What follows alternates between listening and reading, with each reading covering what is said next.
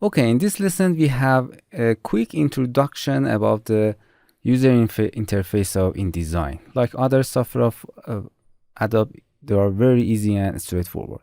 Okay, open the InDesign, and the first thing that you face is welcome screen in InDesign.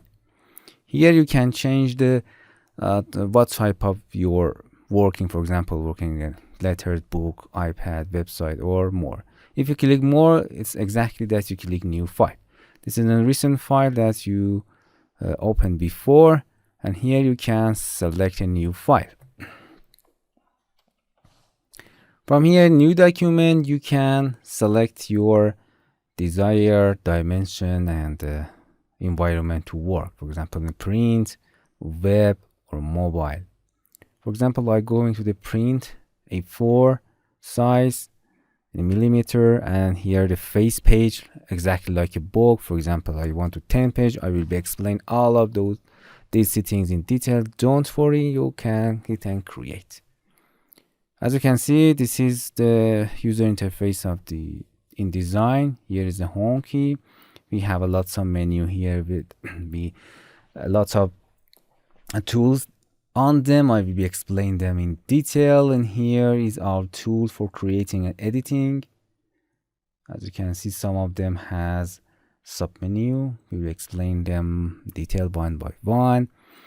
Here you can access the panel, you can delete or add them. Here the properties, if you select, for example, this file that I download from Adobe, you can, if you select something, you can see its properties here. Or if you select a tool, its properties appear here and you can use it. Here is a page.